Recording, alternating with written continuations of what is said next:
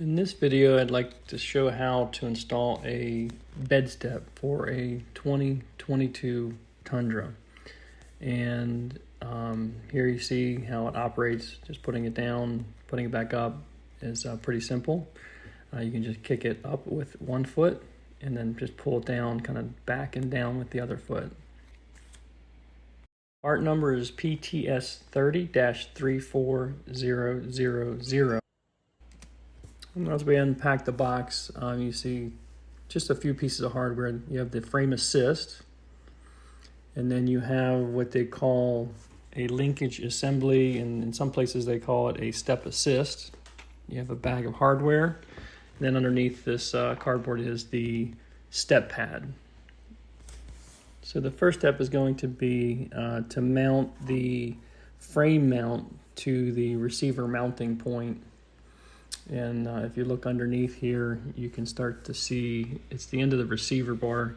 You can see the two pre-drilled holes that you're going to use, one up top here and the one down below. And then part of the frame mount actually goes into the end of the receiver bar.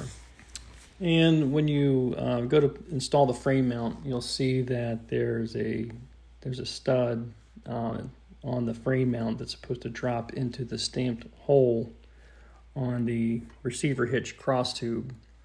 And the reason I tried several different ways to manipulate this frame mount into that hole on the receiver cross tube, but you can see that there's a bracket that's in your way. And instead of wasting time, that bracket's very simple to remove. Just takes a 10mm wrench on top. And then you'll see that it's just one of those pop rivets on the bottom that I'll just use my wrench to take the pop rivet off. I do have tools for pop rivets, but these are pretty easy. They're not on there very tough. So it just popped out real easily. And then once that bracket is removed, there's a lot of space up there to do what you need to do. There is now with the bracket removed. The frame mount, grab this again. You can see how easily that the bolt goes into that stamped hole in the receiver hitch cross tube with the frame mount removed. Then go into my hardware bag. There's several bolts. There's two bolts that are there's the M10 nut, and then there's a couple bolts. They're all kind of purple in color, or the three that you need at this stage are kind of purple in color. And I believe it took a 14mm socket to install the bolts in the nut. You always want to make sure you use, I didn't show here in the video, but you want to make sure you torque them appropriately.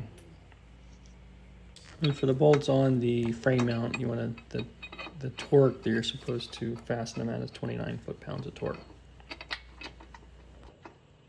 Okay, so now using a 14mm, it's an extension. I'll go ahead and tighten this up.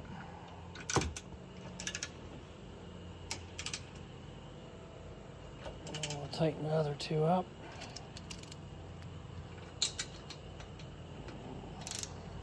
And now that the frame mount is attached properly with the correct torque specification, we want to install the bumper step assist now, or also called the linkage assembly. You want to have it in the closed position so that you have room to work. You can see that there's two bolts, two M10 bolts that go through the frame mount and fasten from the top. There's actually a ridge, if you can see, where the linkage kind of fits right against the frame mount. It's shown right there. Real simple to put those on, and those get torqued at 33 foot-pounds. And the bolts for the linkage assist are a 15mm socket. Next, we can put the bumper bracket back on. You'll see here in a minute when we put the foot pad on, you'll have less space to work. So this is the stage that I would recommend putting the bumper bracket back on. Again, it's only a 10mm bolt and the pop rivet at the bottom, so very easy. You can see that the mount is cut very nicely around the bracket, so there's no bending required. The bracket goes in with sufficient clearance against the frame mount. And next we're going to install the step pad.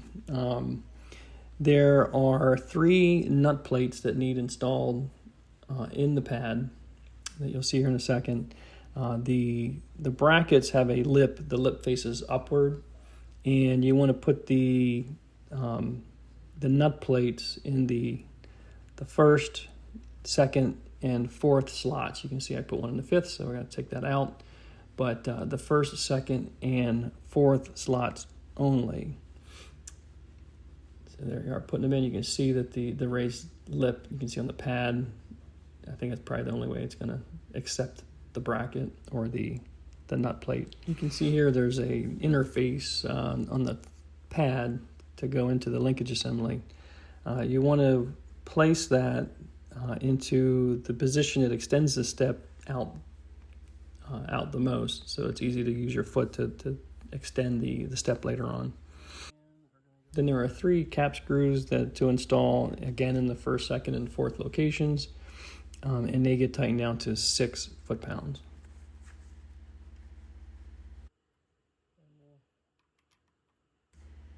I used a 4.5 millimeter Allen wrench for this. Okay, so now that the step pad is on, the job is done. You can see, make sure it operates correctly. If you put the pad out far enough, you have enough room for to grab it with your foot and pull it down.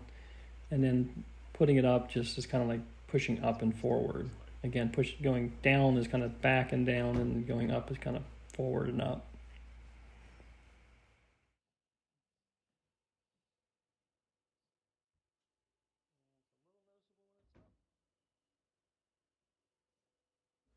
It holds my weight just fine, and you can see it has a nice aesthetic. It folds up enough that it's somewhat hidden. You can see it a little bit, but it doesn't look bad at all.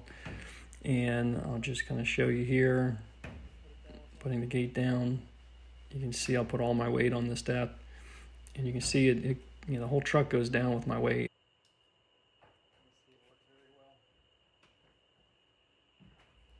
And it's in a nice placement that you can easily get into the gate. Just a recap on the tools. There was a 4.5 millimeter Allen wrench for the bed step, or the pad, I should say.